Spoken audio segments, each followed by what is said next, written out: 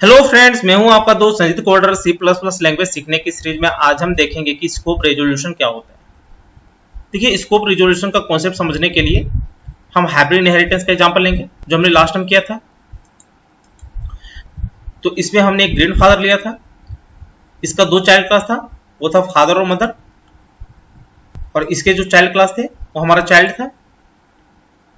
Grandfather के पास दो data member था, एक था सर्विस और दूसरा था सैलरी।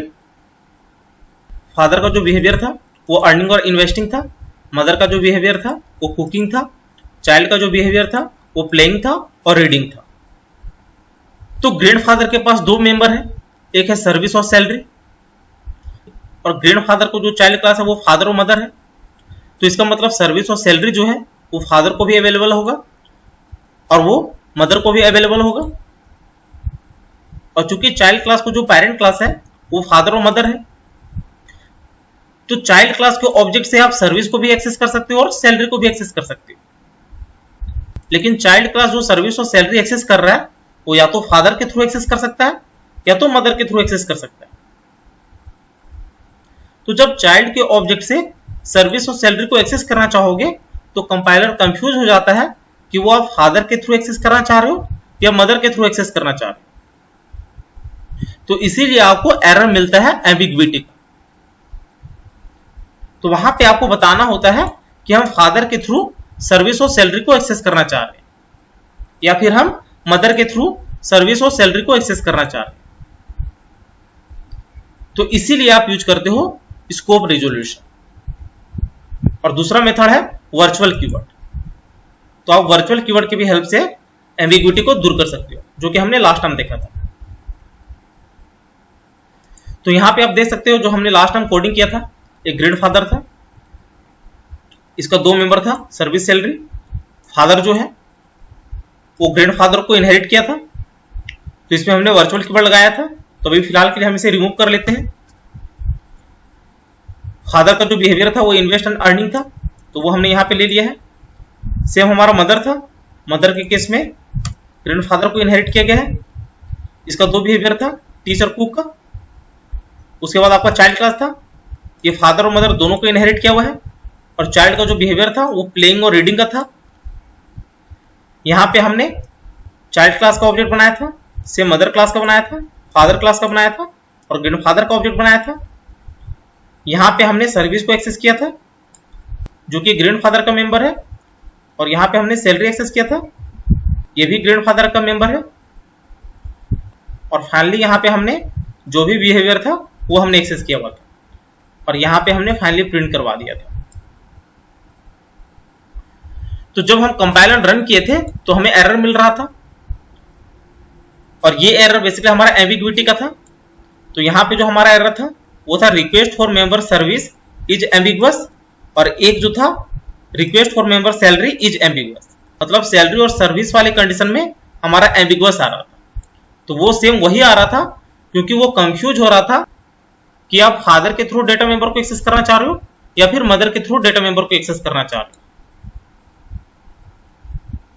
तो इसी को रिमूव करने के लिए हम यहां पे क्या लगाए थे, वर्चुअल कीवर्ड, जो कि एक मेथड है एम्बिग्विटी को दूर करने का। तो यहां पे ये पहले देख लेते हैं, वर्चुअल कीवर्ड लगाया और यहां पे भी वर्चुअल कीवर्ड लगाया। वर्चुअल कीवर्ड हम फादर और मदर में ही देंगे क्योंकि एम्बिग्विटी हमारा इसी दोनों की वजह से हो रहा है। तो इसको जब कंपाइलर रन किए थे हम लोग तो हमारा आउटपुट सही आ रहा था। तो देखिए ये हमारा आउटपुट आ रहा था। अगला जो मेथड हमारा वह स्कोप रिजोल्यूशन। तो उस केस में आप क्या करते हो, डबल कॉलम लगाते हो।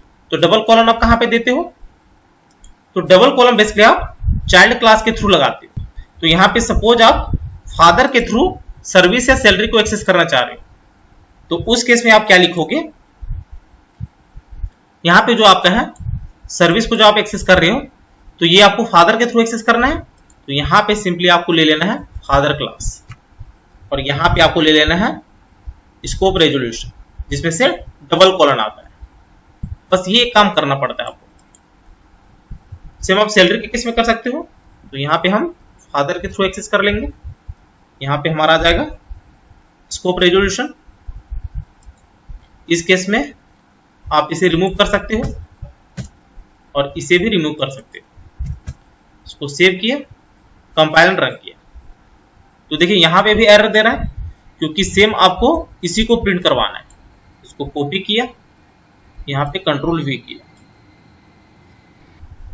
सेम आप सैलरी के भी कर सकते हो, तो यहां से इसे कॉपी किया और यहां पे कंट्रोल वी किया, इसको सेव किया, कंपाइल रन किया। तो अब देखिए यहां पे ये कंप्लीटली रन हो गया। तो यहां पे आप देख सकते हो कि ये रन कर गया है। आप मदर के थ्रू भी कर सकते थे।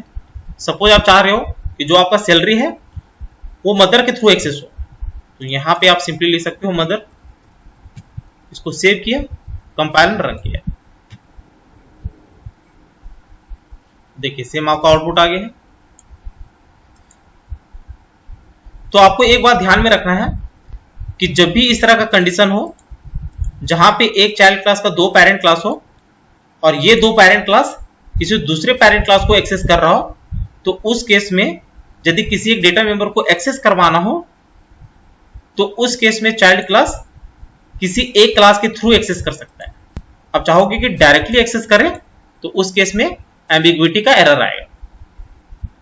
तो उस केस में आपको कुछ नहीं करना होता है, चाइल्ड क्लास का ऑब्जेक्ट लिखना होता है, डॉट फादर के थ्रू एक्सेस करना है तो फादर लिखा, स्कोप रेजोल्यूशन में डबल कॉलन दिया और डायरेक्टली आप लिख सकते हो जो आपका डेटा मेंबर है। सेम इस केस में कर सकते हो, चाइल्ड का ऑब्जेक्ट लिखा, डॉट मदर क्लास लिया, स्कोप रेजोल्यूशन में डबल कॉलन, उसके बाद सैलरी या सर्विस को एक्सेस किया। तो वही हमने यहां पे किया हुआ। तो उम्मीद है स्कोप रिजोल्यूशन का कॉन्सेप्ट आपको जरूर समझ में आया होगा। यदि वीडियो अच्छी लगी होगी तो चैनल को शेयर और सब्सक्राइब जरूर करें, साथ ही बेल आइकन को भी प्रेस कर लेना ताकि जैसे मैं नया वीडियो अपलोड करूं उसकी नोटिफिकेशन आपको तुरंत मिल जाए। Thank you, happy learning.